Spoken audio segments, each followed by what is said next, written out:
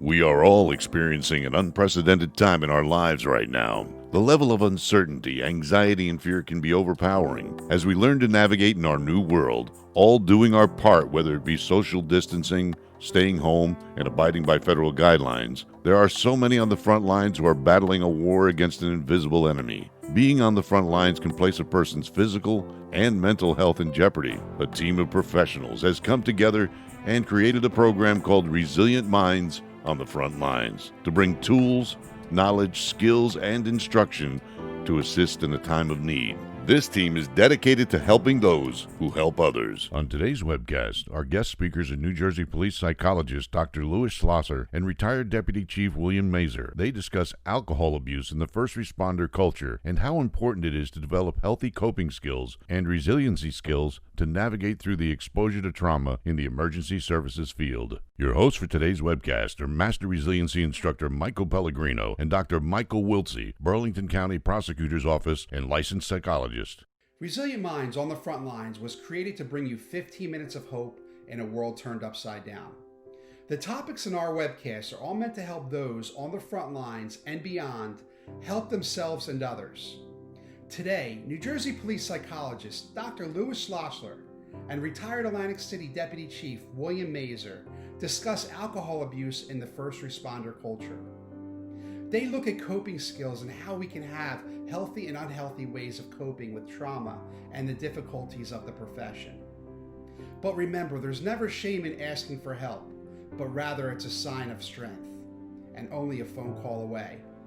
Remember the words from the song The Call from country music star Matt Kennon. Make the call. It could be the one that changes your life forever. Be safe, be healthy, be resilient. Today I have with me Dr. Louis Schlosser, a New Jersey police psychologist, and certainly someone who is very aligned with the beliefs of the Resilient Minds on the front lines. When we talk about resilience, all things resilience, we talk about the general adaptation to adversity, which is the generally accepted definition of resiliency. And when you talk about resiliency, you have to talk about coping skills, essentially. There are healthy coping skills, as we know, but there's also what we would call or refer to as maladaptive coping skills, things that are unhealthy, in other words. And if we're going to essentially address the elephant in the room, especially in the first responder culture, we would be remiss if we did not talk about the issue of alcohol use or alcohol abuse in the first responder culture. So today, again, I want to welcome Dr. Schlosser joining us here, and we're going to discuss some of the parameters and the paradigm around alcohol use in the first responder culture. Dr. Lou, I'd like to turn it over to you. Bill, thanks very much, and I appreciate the invitation to join the Resilient Minds podcast and to share a little bit with our audience today. I think I'd like to open by saying that I think for our first responders, they need to understand and redefine what it means to have an alcohol problem. And I think most of the time that's because when I encounter a first responder who's struggling with alcohol, we all have a vision in our mind of a quote unquote alcoholic, right? There's kind of when you say even the word alcoholic, it conjures all sorts of things up. But in general, you can think of, frequently a first responder will tell me, when I say, what do you think of when you think of an alcoholic?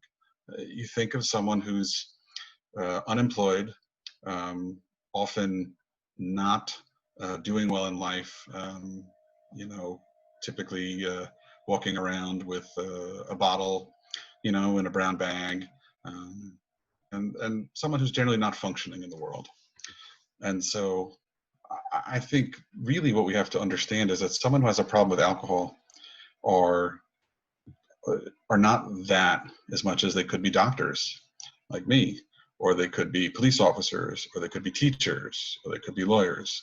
Very often people have a problem with alcohol are professionals who go to work and who are functioning, and for whom their alcohol use is at times has been a mechanism of support that has helped them in their life, but at some point it reached the point, as you pointed out earlier, Bill, that it went from being adaptive to maladaptive, right? That it kind of crossed the threshold. And so one of the things we'll do today is kind of give information to people about where is the threshold? because we don't want to also engage in dichotomous thinking where we say, well, you're either drinking your face off or you don't drink at all, right? And so I'm not trying to articulate that, but rather, is there a healthy amount of drinking? So if you could, Bill, if you could take us to the next slide.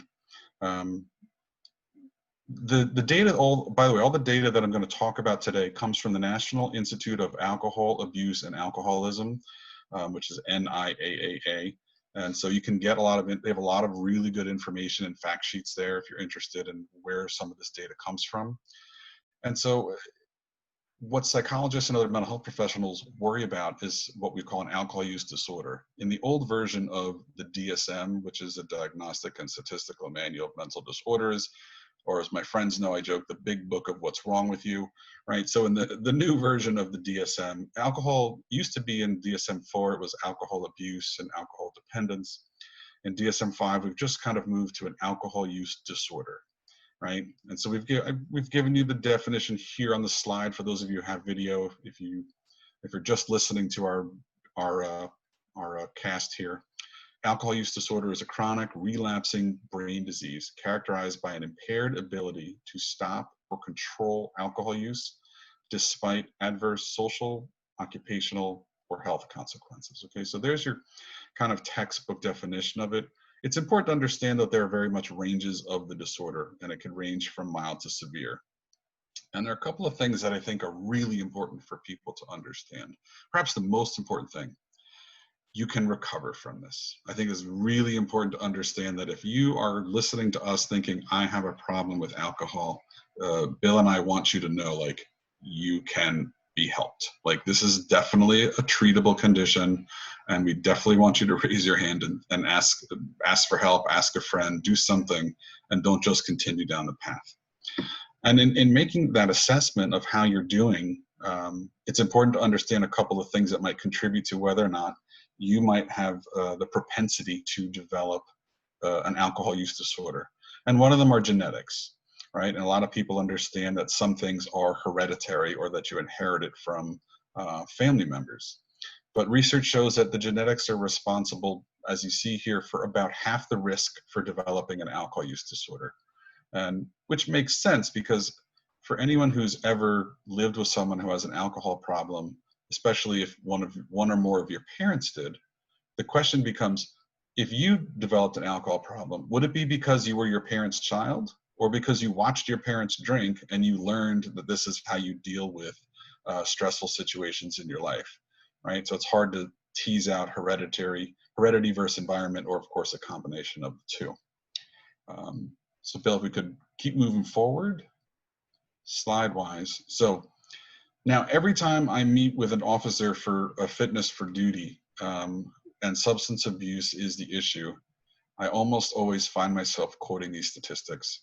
And very often I find first responders are surprised at them, okay? And so let's talk, before we go into the statistics, let's talk about the ways in which first responders typically have a problem with alcohol, right? And so this goes back to, again, when we talked about alcoholic. Most people also, when we think about the vision of an alcoholic, we think about someone who drinks every day. And it's been my experience, and there certainly are some folks who have a problem with alcohol who might drink every day, but the majority of first responders that I've encountered don't drink every day. And so in their mind, they think, I don't have a problem with alcohol. It's more like that. So let's say they work typically like a 4 on, 4 off. On the days that they work, they might not drink at all. But on the days that they don't work, they drink so hard they forget their name, right? So it's really kind of a binge drinking that is quite often a big problem in the first responder community. Alcohol is also, of course, seen as a way in which we can cut loose socially. It's socially acceptable. It's legal. And then you get a bunch of police officers around together who are often alpha male types, and can be a little competitive with each other. And so it can easily spiral out to where who can drink the most. Again, in a binge capacity, as opposed to someone who's drinking every day. So these data also, again, come from the NIAAA. So if you would like to remain at a low risk for developing an alcohol use disorder, this is what the federal government would say, that if you're a woman, you should have no more than 3 drinks a day, or no more than 7 drinks a week. And if you're a man, you should have no more than 4 drinks a day and no more than 14 drinks a week. Those of you who know anything about alcohol know that this is based primarily that they're making the difference between men and women on the assumption that men are generally larger than women physically, not necessarily that men or women process alcohol differently in their bloodstream. So I don't think it's a genetic difference in that way. It's more a size issue. So moving beyond that, right, as you'll see on our next slide here, let's talk about what binge drinking is then, right? So binge drinking, if you're a man, it's having 5 drinks in kind of 2 hours or less. And if you're a woman, about having 4 drinks in 2 hours or less. And according to, again, to NIAAA, if you engage in binge drinking 5 or more days in a month, that would be considered to be heavy alcohol use. So if you step back and say, hey, I have this person I know, and in the span of a month, they drink 1 or 2 drinks a day, every day, versus someone who, for example, only drinks on their days off, but has 5 or 6 drinks on their days off. The person who's engaging in the latter is actually much more at risk for developing an alcohol use disorder than the person who might have a drink or 2 a day. Not that, again, that I'm recommending daily drinking either. But again, I think that one of the most important messages that you should hear is that, like with anything, moderation is important, right? I'm not going to sit here and say that you should never drink, unless, of course, you develop an alcohol use disorder, and then being sober is a different kind of option. But if you're out there and you're trying to cope with the stress of the pandemic and the civil unrest and the general stress of being a police officer, right? Don't set yourself behind an 8 ball by adding the stress of developing an alcohol use disorder, right? So I think it's important and I'm sure many of you probably, as I did, joke with friends when we first encountered the pandemic. Alcohol stores were considered essential services, right? They were among the places that had to remain open, right? And why is that? And that's in part because the role that alcohol plays in our society as being an accepted means of dealing with stress and as accepted means of relaxing. Hey, when we get together with a friend, what do? Let's get together and have a drink. So again, those things are good as long as they don't cross the threshold into problematic behavior. And I think the other thing that I want to say is that there is the DSM criteria for developing an alcohol use disorder, and there's kind of a different threshold for law enforcement folks. And what I mean is, if you're a law enforcement officer and your alcohol use renders you unavailable for service, that's going to be the problem, and that's going to be the place where your department might refer you for a fitness for duty evaluation. So while you might not meet the clinical or medical threshold for having an alcohol use problem, if you engage in conduct, typically off duty, that leads to multiple instances where you're unavailable for service, that's going to arouse the attention of your department, and it's going to end you up in my office, and that's maybe not the place you necessarily want to be. So. Excellent, Dr. Little. I think it's really important that, the viewers really hear the clinical talk behind this and some of the statistics, because out of sight, out of mind, it doesn't really come into your purview as a police officer or first responder. One of the other things I'd like you to close up with or follow up with is the toll that it can take on one of the most important recovery pieces or restorative options for a human being, especially a first responder, in sleep, right? How does that impact, your cognition the next day, your mental acuity, and your ability to get into, REM sleep? Can you talk about that? Absolutely, Bill. Yeah, excellent question. And a lot of folks one of the pathways for the development of an alcohol problem are people who have difficulty sleeping, right? And so some folks will have a drink or 2 before bed.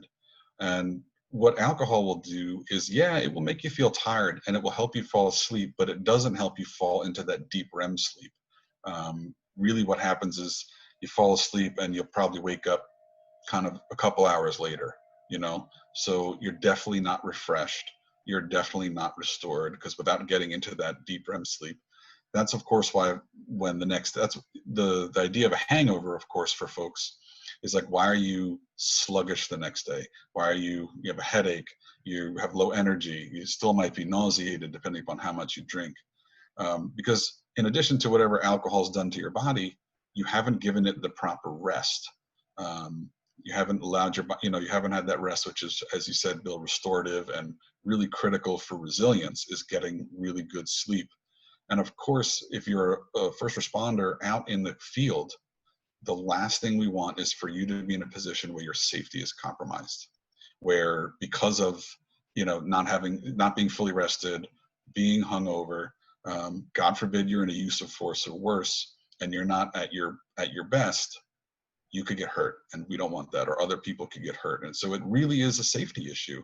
We always say to officers, like, at the end of the day, the most important thing is we want to make sure that you are 100% safe and effective when you're going to be out in the field. And if something is impairing your ability to do that, we have to attend to it and try to fix that. So a good question, Bill. Well said. And I mean, for the long and short of it is it prohibits or really complicates restorative sleep, which impacts cognition, mental acuity, which also is very directly related to your reaction time, your ability to make split-second decisions when you're faced with an imminent threat or a life-threatening decision. So I think that's a really important piece for our listeners to understand and hear and really take to heart and think about that. When you're waking up in the morning and you have a foggy head and you're expected to go to work and not only keep yourself safe, but solve other people's problems quickly, it's a complicated thing to do.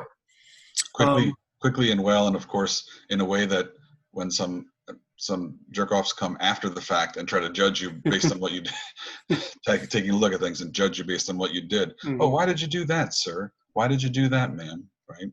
Right. I think the other thing I know that we talked about, Bill, that I'd like to mention is treatment, right? So if you're listening to this call again, or if you know someone in your department or anyone in your life you think that has a problem with alcohol, please ask for help. Again, as I started at the kind of the top, like, this is a treatable, alcohol use disorder is a treatable condition. I've been working with police officers for about 15 years. We actually have a number of really good facilities in New Jersey and outside of New Jersey, where if an officer is in need of help, they can get help, but also they can get help with very specific first responder tracks. I know for a lot of first responders, it's really important to be in a place where they feel like the person understands specifically the nature of their work, and certainly maybe not necessarily be with people that they've arrested, which of course could be an issue. So I know that our state PDA has a great relationship with Florida House, which is in Florida. I've sent officers to Princeton House, to Sierra Tucson, to other places kind of all over, Full Recovery. There are a number of places that offer treatment for first responders specifically. So like I said, if you need help, please ask for it. Do not suffer in silence. Their help is available. And as we said at the beginning, this is a treatable condition. Well said. That's a perfect place to end, Dr. Schlosser. Thank you so much for what you do for all first responders, especially here in New Jersey, our brothers and sisters. And again, if you are looking for some resources, whether it's for your department, for your family, for yourself, for a colleague, go to the Resilient Minds on the Front Lines URL to their website, and there you'll find a plethora of resources. Again, I appreciate your time so much today. You're the best, man. I'll talk to you soon. It's my pleasure. Stay safe and healthy, everybody. Appreciate it. Hi, I'm Dr. Mike Wiltsey. I'm part of the team here at Resilient Minds on the Front Lines. On this episode of our webcast series, retired Deputy Chief Bill Mazur and police psychologist Dr. Lou Schlosser discuss the issue of alcohol use. In this webcast, these informative hosts provided us with information to help us understand problematic drinking, alcohol use disorders, and binge drinking. The hosts also discussed the negative impact that alcohol use can have on rest and restorative sleep, and how this can lead to cognitive impairment and slowed reaction times, which could be a major safety issue for law enforcement and first responders. Importantly, however, Deputy Chief Mazur and Dr. Schlosser emphasized the fact that alcohol problems are highly treatable, which is really the take-home message here. Police officers, first responders, and all of those on the front lines are human beings living in a society that embraces, advertises, and quite frankly promotes the use of alcohol. As such, they are not immune to developing problematic use of alcohol. Now, it is important for our leaders to recognize this and promote a culture within agencies, departments, and organizations that opens their arms to those seeking help and looks to support these professionals. Let's face it, frontline and first responder professions are stressful. As Deputy Chief Mazur pointed out, when there's an over-reliance on alcohol to reduce that stress, it represents a negative coping strategy for stress that threatens our resilience. Alternatively, resilience provides opportunities for developing healthy coping strategies by emphasizing such areas as physical health, breathing, mindfulness, relaxation strategies, and balanced thinking to reduce stress. For all of those watching this webcast, if you are questioning your use of alcohol or that of a coworker as crossing over that threshold from adaptive to maladaptive, as Dr. Schlosser discussed, please seek out help. Reach out to us here, go to our website for resources, reach out to the host of the webcast, reach out to a peer-to-peer support program. Help is available, and there are officers on the front lines and frontline workers who have dealt with this adversity all across this country. There are professionals who have helped link those individuals up with the resources that they need to save their jobs and save their lives. And as Dr. Schlosser pointed out, there are specific programs out there for first responders. In the beginning of this webcast, Deputy Chief Mazur provided us with a definition of resiliency as general adaptation to adversity. And when alcohol use becomes a maladaptive means of handling adversity, seeking treatment can change the trajectory and strengthen your resilience. And folks, this is not textbook talk. From the hearts of our host today and myself, we have witnessed it, and we have seen individuals change the trajectory of their lives of their alcohol problem. It is okay for you to raise your hand and ask for that help. So please do so. From all of us here at Resilient Minds on the Front Lines, be safe, be healthy, and be resilient. During the COVID-19 pandemic crisis, your mental health is vital. Please see the resources listed here as well as on our website at onthefrontlines.us. You are not alone.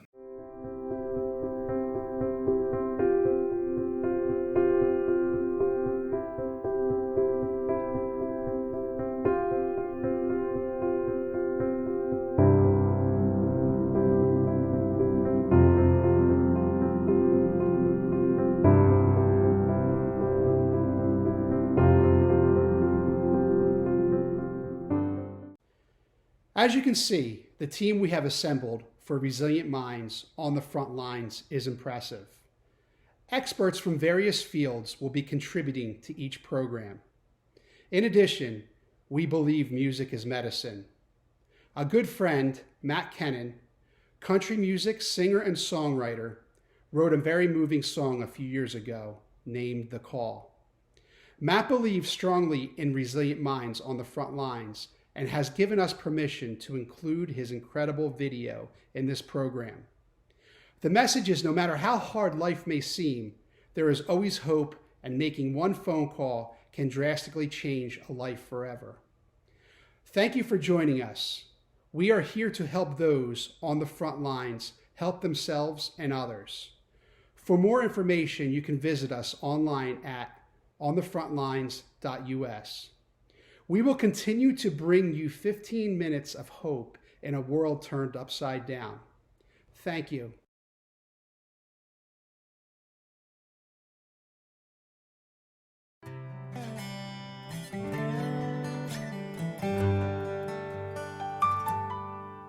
Today was gonna be the day.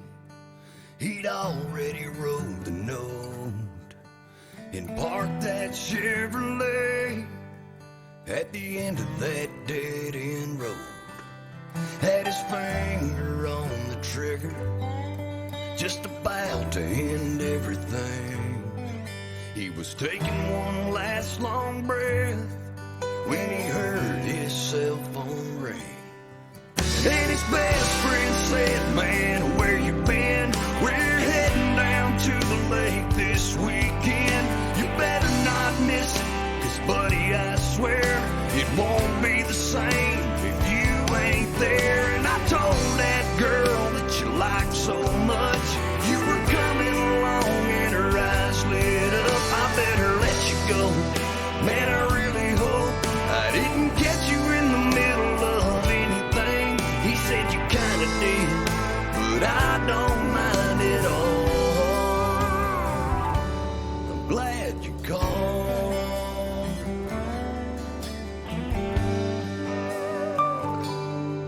In another town down the road, in the backseat of a car, 2 18-year-olds had let a kiss go too far. He said, how we gonna have this child when we're both headed off to school? He convinced her late one night, there's only one thing to do. She was scared to death in that waiting room when the nurse asked, how far along are you?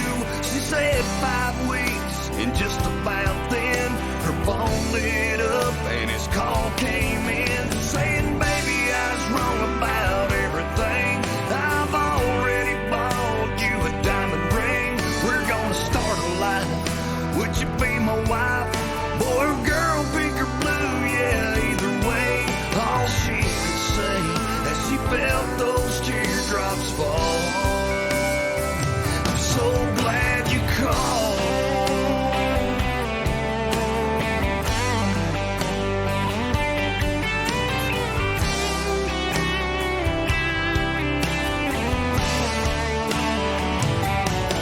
If someone you know is weighing on your mind and needs a friend on the other end of the line, don't hesitate. What you say may seem so small, but who knows? They might be glad you called. So make the call.